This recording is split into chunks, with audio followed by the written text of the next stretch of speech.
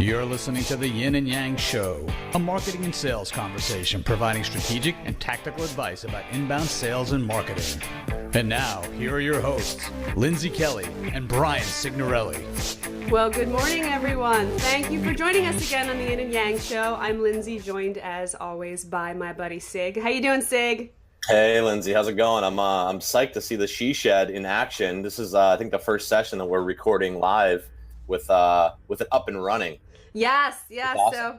So the She Shed, for those who haven't heard before, has been a long process of me getting my own little space in my backyard and completely finishing an actual garden shed that we purchased, and it now has walls and beautiful trim work. My husband wired it and did most of the work. I helped, and I'm such a girl. I got tennis elbow.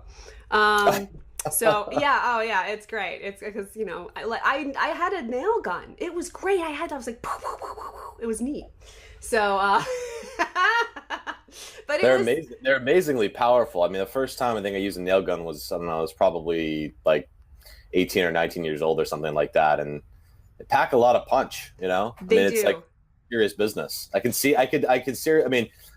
if you were using it for like in a really extended period of time, definitely developing some tennis elbows. There's some serious serious recoil on those. And you have to adjust the settings for when you're doing thicker stuff, it's harder. And when the nail trim, the trim was real light, so that was fine. But it was all the painting. And I mean, as you can see, my husband did a ton of trim work in here. And so it's just about ready to go. And I'm getting interviewed on Monday. So is this like a light blue, or is it a gray that I'm seeing? Like, what's the color? It's gray. It looks light blue because of the sunlight streaming in through the blue curtains. So, but it's kind of beachy. Did you paint all that yourselves, or did that come prefab like that, or what? No, it literally came as studs and particle board. Wow. Yeah, and we finished the entire thing. It's quite a project, but it was exciting to do. Well, I appreciate the fact that you did so much of that work. I mean, I've attempted to do heavy duty painting once or twice. And the first time I ever accepted a painting job, my girlfriend's family needed a condo unit repainted. It was 600 square feet, one bed, one bath, something like that. And I said, "Oh yeah, no problem. I can paint the whole thing. Probably take me a few hours." No.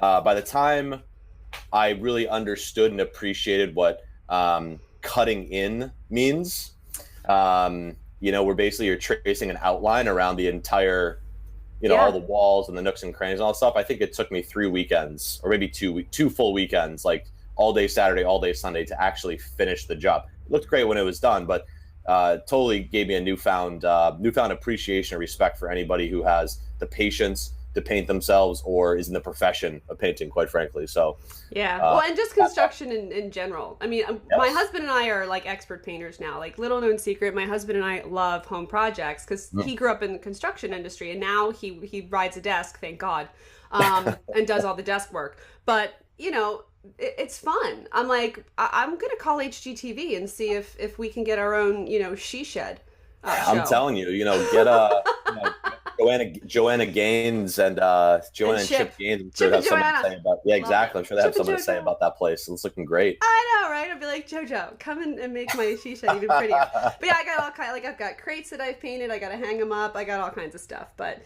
you folks did not show up to listen to me talk about my She Shed and my interview on Monday. Somebody found the hashtag, so social does work. I've probably hashtagged this place no less than 30 times. This chick only found one of those hashtags, but that's all that was needed for me to be. I'm being interviewed by a national organization. I don't want to throw the name out there because I don't know the legality of that, but they're doing a piece on she sheds, and so my She Shed will be featured. That's awesome. I'm very excited. So go, Lindsay, go. I know I got to fill out all my authorization forms and be ready for Monday. But anyway. So today we're going to be talking about more than She Sheds. We will be talking about hashtag She Shed. We're going to be talking about sequences from the sales perspective. And the reason that I wanted to talk about this today is because one of our clients came to us and was talking about the struggles that their business development rep, their BDR internally, was having connecting with folks anymore. Like, his job is to make cold calls. They're like, he's really good at it. He doesn't mind it, but he's burning out because he can't get in touch with anyone.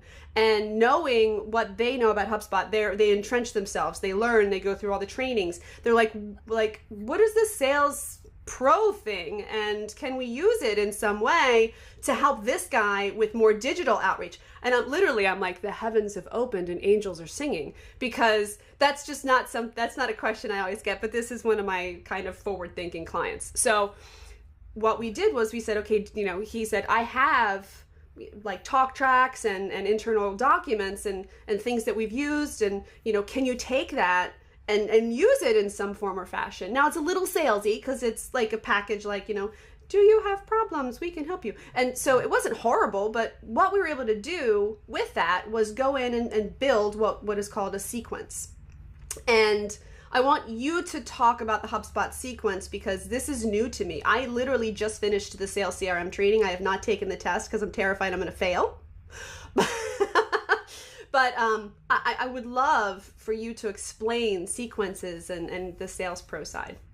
Yeah, I'm happy to. Yeah, so basically, like, long story short, the sequences tool is it's a tool inside of our broader product called Sales Pro, which is basically sales enablement technology tied into the HubSpot software itself.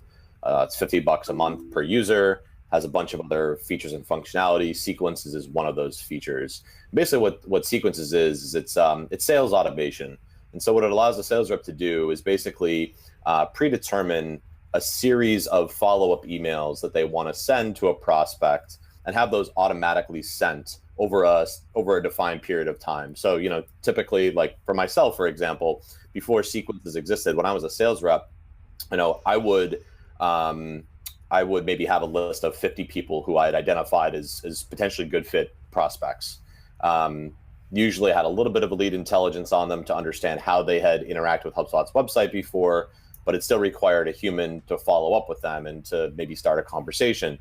And so what I used to do was I had a series of 5 voicemails and 5 emails that I would systematically deliver over about a 2-week period. But before the sales automation tool and Sequences existed, I had to do that manually. So what I would do is I go into our CRM. I would have all my templates set, but I would go into the CRM. I'd pick, I named them, like, back then I called it Basho. It's Basho 1, 2, 3, 4, 5, which is a separate concept we can get into some other time. But that's what the names of the templates were. So it's okay. Basho 1 is today. So I'd send a voicemail, then I followed up immediately with Basho 1, and then I would manually set the follow-up date for 2 days later. I have to go back to that same lead record 2 days later, pick Basho 2 and the voicemail, then another 2 days, so on and so forth. So basically very manual. Exactly right. So I have a very manual process, tons of time on really admin style work. Really, it wasn't what I would call value-added work. I mean, it was really just work that had already been done, and I had to physically go in as a human being and do those things. What Sequences allows you to do is a series of communications I want to send to somebody over a fixed period of time. It also allows for some customization throughout those follow-ups, so you're not sending the exact same email to everybody over whatever defined period of time you want. And it puts more time back in the salesperson's day, which is just, quite frankly, paramount. Yeah, I mean, and that's one of the things that I realized. Again, I don't sell day in and day out, but I sat down with this client and their internal BDR, and we built out a managed IT services one, because that was what they already had in existence. And so basically this guy had already gone in. He was so excited. Once I got him in, because they had access to the license before I did, because we have to go through an approval process as a HubSpot partner to be able to go in. I can't execute anything, but I can build it, which is kind of cool. Mm-hmm. So that way I can't accidentally trigger off something to somebody. Right. So I was like, oh, sorry, Pam. Yeah. I was a little premature. Sometimes. Yeah. So you got to watch that. But it was neat because he was so excited And we sat there together. I built out what I thought would be a decent, like, I think it was 14 step sequence, because it's a series of tasks and it's a series of emails. And with the emails, what we were able to do as the inbound partner, with all of the things that we've been writing for them, all of the content we've created, the landing pages that go to ebooks and you can capture information, we are able to kind of weave it very delicately into those emails. So instead of just saying, we sell managed IT services, call us, which is basically what the whole sequence was. And that's fine. It called out different pain points and such. But today's consumer wants to be educated. They want to learn more. They want that validation online. And what this did was it enabled us to put links to all of these different things throughout this email. And it'll look like it comes directly from the rep. There's no logo on it. It looks, and it does, it comes directly from this rep. It's just he's able to trigger it. He's able to go in and say, I have all these templates that Prospect Builder has built out for me. And I literally drag and drop them over. And then I put tasks in between and I say, okay, day one, let's connect on LinkedIn. Like, that's the first thing they do. That's, you know, we decided as a team, the client and myself, this is the great first step. Let's connect on LinkedIn. Next, we'll trigger out this email that talks about this, you know, delicate pain, and, you know, put a simple link to a blog. And then, you know, the next day he's got something to look at the sequence, and he can go in and see if it's been opened, see if it's been clicked on. And then the sequence runs itself. It triggers. So if nothing happens for 5 days, then, you know, well, he's got a call set up in between there. But then if nothing happens for 5 days, then another sequence trickles out. And so he doesn't have to do anything. He's gone in there and said, okay, my typical process that I used to have to do is this. Now I put it in one time and HubSpot triggers it. Bam, bam, bam, bam, bam, over the course of however long he's determined. And he put his tasks in between, which are more just, I believe, now I could be wrong, which are more just kind of things that pop up in the CRM that say, it says, okay, dude, today you're going to call this person because it's time for you to call this person. And he can go into that person's record, see if they've clicked on anything. And it's neat. And I'm kind of sad that I don't have it myself. My business development rep has it. I think I need to get it just to play with it. But yeah, the first time I used sequences myself was probably 5 months ago. So I was a manager for the few years preceding that, and I wasn't doing prospecting on